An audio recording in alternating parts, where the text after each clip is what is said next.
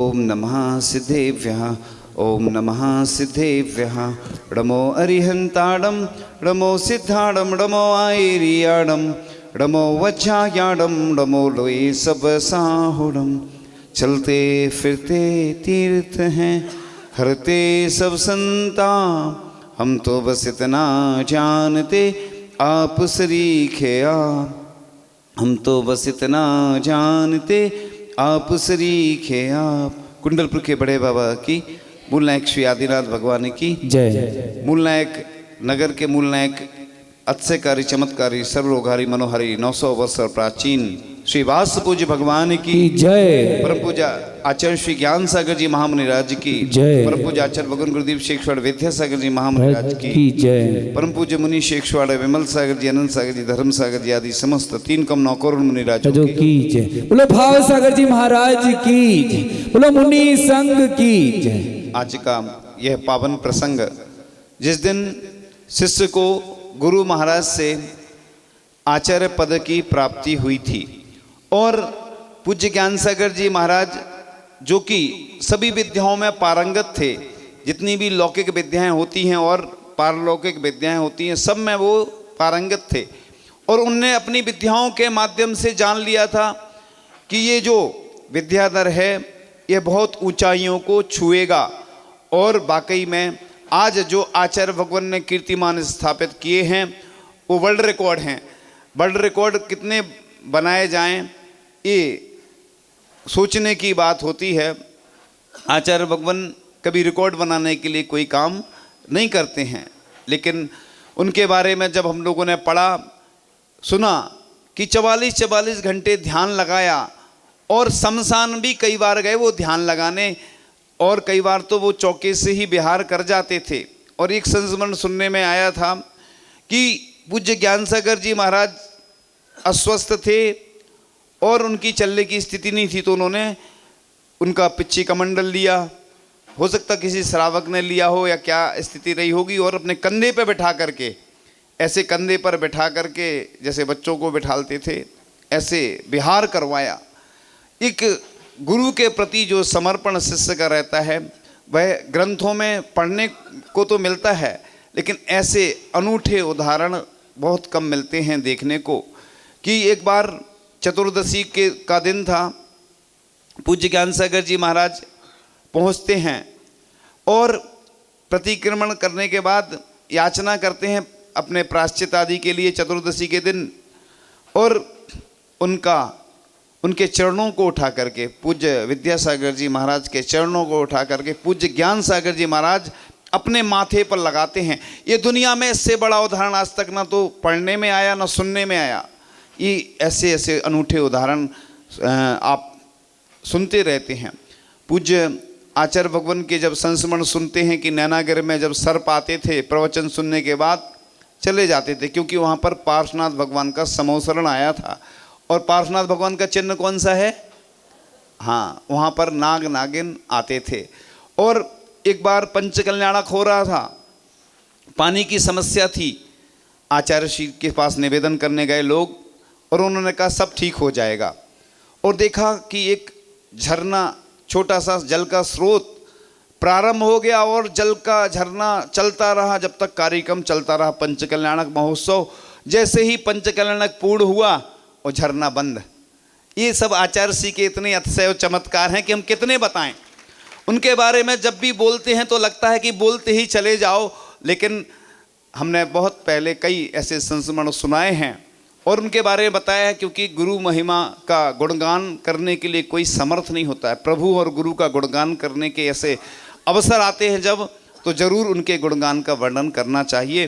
तो एक बार खजुराहो की बात थी और आचार्य भगवान के पास बहुत सारे विदेशी लोग आए और आचार्य श्री ने उनको समझाया जब, तो कई लोगों ने मूक माटी ग्रंथ पढ़ करके मांसाहार का त्याग किया, शराब आदि का त्याग किया। लोग सोचते होंगे कि आचार्य श्री ऐसे क्षेत्रों पर क्यों जाते हैं, क्या ज़रूरत है उधर। तो ऐसे उन विदेशी लोगों का कल्याण करने के लिए, क्योंकि वो विदेश नहीं जा सकते हैं, लेकिन विदेशी लोग आकर के वहाँ पर उनके दर्शन करते थे और उन्होंने बहुत सारे ऐसे व्यक्तियों ने मांसाहार आदि शराब आदि का त्याग किया। तो आचार्य भगवान ने मूक माटी आदि जैसे ग्रंथ लिखकर अपने आप को जैसे शब्दों के जादूगर होते हैं वैसा साबित कर दिया, और इसी के साथ वह अनुशासन की जीवंत मूर्ति हैं। इसी प्रकार से आचार्य भगवान के निमित्त से ऐसे हमने अनेक संस्मरण सुनाए कि बीमारियां दूर हो गई लोगों की, और इस प्रकार से उन्होंने उनके दर्शन करके देश के चाहे वह राष्ट्रपति हों चाहे प्रधानमंत्री हों, उन्होंने अपने जीवन को परिवर्तित किया। और अनेक केंद्रीय मंत्री आए, उन्होंने एक ही बात कही कि मैं अनेक संतों के पास जाता हूं, लेकिन एक ऐसे विरले संत हैं कि जो हमेशा बस राष्ट्रहित की बात करते हैं, अपने लिए नहीं कहते कभी कि हमारा ये हो जाए, हमारा मंदिर बन जाए, ये हो जाए, हमारी व्यवस्था हो जाए। वह हमेशा देश की बात ही करते हैं, और वह अभिभूत होते हैं, चाहे वह विचारक हों, दार्शनिक हों, साहित्यकार हों, शिक्षाविद हों, और राज्यपाल हों, मुख्यमंत्री हों, कानूनविद हों, चाहे सुप्रीम कोर्ट के, हाई कोर्ट के जज हों। इस प्रकार से डॉक्टर, विश्वविद्यालय के कुलपति आदि जब भी दर्शन उन्होंने किए। और एक बार की बात है कुंडलपुर का जब केस चल रहा था, शायद सुप्रीम कोर्ट की बात थी, और एक जो वहाँ के बहुत बड़े सुप्रीम कोर्ट के जो वकील थे, वो बड़े बाबा का केस लड़ रहे थे। उन्होंने एक बार सुनाया था कि मैं जब बड़े बाबा का केस लड़ रहा था तो मेरे कान में कोई आकर के कुछ कह जा रहा था। कौन आ रहा था वो नहीं, अदृश्य था, बस कुछ ऐसी शक्ति जैसी दिख रही थी कुछ, और मेरे कान में आकर बोल जा रही थी, और मैं बोलता गया बस। और बड़े बाबा की जो जीत हुई सुप्रीम कोर्ट तक, क्योंकि बड़े बाबा थे तो छोटे कोर्ट से उनका निर्णय नहीं हुआ, और वो हमेशा के लिए सुरक्षित हो गया कि बड़े बाबा हमेशा जहाँ स्थान पर विराजमान हुए वहीं विराजमान रहेंगे। तो ये जैन धर्म की ऐतिहासिक जीत आचार्य भगवान के कारण हुई। और 7 जजों की बेंच से एक केस चल रहा था जो गायों और बैलों का था, कि बैल जो भी केस था उस संबंधी जब निर्णय आया, आचार्य भगवान के आशीर्वाद से ही और प्रेरणा और मार्गदर्शन में ही वह आचार्य भगवान ने जब केस उसको सुना और उसके बारे में जब बताया आचार्य भगवान ने, तो उसमें भी जीत हुई। यानी आचार्य भगवान हमेशा बस अच्छे कार्यों के लिए ही प्रेरणा देते रहते हैं, मार्गदर्शन देते रहते हैं, जिससे कि सब जीवों का कल्याण हो। तो इस प्रकार से आचार्य कुंद देव के समयसार और भट्टकीर स्वामी जी का जो मूलाचार है, और आचार्य शमंत वद्द की हुंकार, इन सब की त्रैणी उनके अंदर झलकती है कि वह जन जन के कल्याण के लिए भावना भाते हैं। इसी से ही तीर्थंकर प्रकृति का बंध होता है। लोग कहते हैं कि आचार्य भगवान को क्या ज़रूरत है कि हथकरघा के लिए प्रेरणा देते हैं, क्या ज़रूरत है कि गौशालाएँ खुलवाते हैं, क्या ज़रूरत है, लोग विरोध करते हैं। लेकिन आचार्य भगवान के अंदर ऐसी भावना होती है कि जन जन का कल्याण हो, पूर्ण आयु और भाग्योदय के माध्यम से पूरे विश्व की चिकित्सा हो, सबको चिकित्सा मिले, कोई बीमार ना हो। यानी साधु के अंदर ही ऐसे गुण होते हैं कि बस जन जन के कल्याण के लिए सोचते हैं। और वैयावृत्ति पूरे देश की नहीं, पूरे विदेश की, पूरे विश्व की वैयावृत्ति के लिए हमेशा लालयत रहते हैं।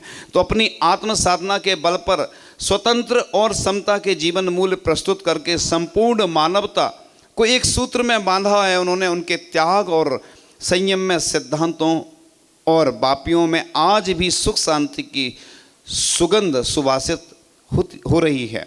तो जीवन में आस्था और विश्वास, चारित्र्य और निर्मल ज्ञान तथा अहिंसा को बल देने वाले वह शिखर पुरुष हैं, और जिनकी ओज और माधुर्यपूर्ण वाणी में ऋजुता, व्यक्तित्व में समता, जीने में सादगी की त्रिवेणी है। ऐसे आचार्य भगवान जिन्होंने हम सब के लिए एक उपाय बताया है कि कैसे लाइफ मैनेजमेंट, यानी हम अपने जीवन को कैसे व्यवस्थित बनाएं, हम जिए तो ऐसे जिए कि बस आज ही मृत्यु हमारी होनी है, और हम अपना कल्याण करके अपना जीवन अच्छा बनाएं। इसके लिए भी उन्होंने प्रत्येक व्यक्ति के लिए सूत्र दिए हैं। तो सब जीवों के प्रति मित्रवत व्यवहार के संपोषक हैं वह। विश्व बंधुत्व की, मानवता की सौंधी सुगंध उनके अंदर विद्यमान है। तो गुरु ही होते हैं जो शिष्य के बुझे हुए दीप को प्रज्वलित कर सकते हैं। गुरु शिष्य के अंदर परमात्मा बनने की प्यास जगाते हैं। वह कहते हैं कि अन्य दर्शन में परमात्मा नहीं बनाए जाते, लेकिन जैन दर्शन ऐसा कहता है कि जितने जीव बैठे हैं सबके अंदर भगवान बनने की शक्ति है। तो इस प्रकार से गुरु ही उस शक्ति को जागृत करते हैं। तो गुरु ताला खोलना सिखाते हैं कि कैसे मोक्ष पर जो ताला लगा है वह चाबी हमारे पास है मास्टर की, जिसके माध्यम से हम ताला खोल सकते हैं। तो गुरु के प्रयास से ही, प्रसाद से ही विद्या मंत्र आदि स्वतः ही सिद्ध हो जाते हैं। तो गुरु आदर्श के देवता हैं, निर्देशक हैं, संचालक हैं, जैन धर्म के रक्षक और सर्वाधिक पोषक हैं, जैन जगत के प्राण आधार हैं। तो इस प्रकार से आचार्य भगवान को आज की तिथि में वह पद मिला था जिसके द्वारा इस दुनिया में उनकी प्रसिद्धि फैलती गई और उन्होंने जैन धर्म को गौरव बढ़ाया है, जैन धर्म का गौरव बढ़ाया है। और हम लोगों को भी गौरव का अनुभव होता है जब आचार्य भगवान का नाम लेते हैं और उनकी प्रेरणा मार्गदर्शन से बड़े बड़े काम होते चले जाते हैं। तो उनको आचार्य पद जो प्राप्त हुआ और उन्होंने गुरु के पद को कई गुना आगे बढ़ाया। इसी प्रकार से हमारे आचार्य भगवान वर्ष भर 365 दिन और जब तक उनकी उम्र है, जितनी भी उम्र है, वह हमेशा स्वस्थ रहें और इसी तरह से हम लोगों को वह मार्गदर्शन, प्रेरणा, आशीर्वाद प्रदान करते रहें, उनका सानिध्य हम सबको प्राप्त होता रहे। और जितने भी ब्रह्मचारी ब्रह्मचारिणी हैं उन सब के लिए दीक्षा की प्राप्ति हो, जिनको व्रत की आवश्यकता है वह व्रत मिले, जिनको प्रतिमा लेना हो वह उनको प्रतिमा मिले, जिनको आहार दान का सौभाग्य अभी तक प्राप्त नहीं हुआ हो ऐसे व्यक्ति आचार्य भगवान को आहार देने का सौभाग्य प्राप्त करें और उनकी चरण सानिध्य, उनसे बात करने का, उनके दर्शन करने का सौभाग्य प्राप्त करें और आचार्य भगवान का आशीर्वाद और कृपा सबके ऊपर बरसती रहे। आचार्य श्री कृपा को दुनिया तरसती है और पुण्यशाली होते हैं जिनके ऊपर आचार्य श्री कृपा बरसती है। इन्हीं भावनाओं के साथ आचार्य भगवान के चरणों में अनंत बार नमोस्तु करते हुए यही भावना करते हैं कि अंतिम श्वास तक बस आपका सानिध्य प्राप्त होता रहे। परम पूज्य आचार्य भगवान गुरुदेव श्री ईश्वर विद्यासागर जी महामुनि राज की